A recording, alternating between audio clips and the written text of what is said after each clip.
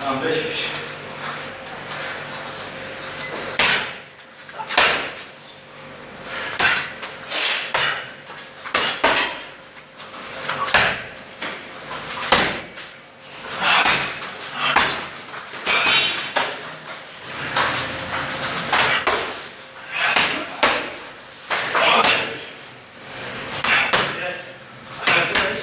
Altan mı?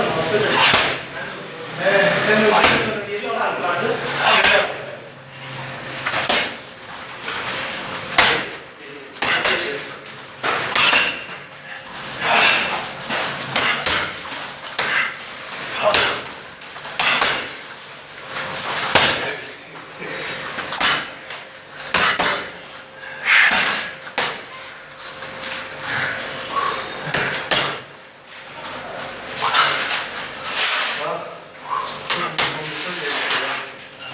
Çok büyük kondisyon gerekiyor.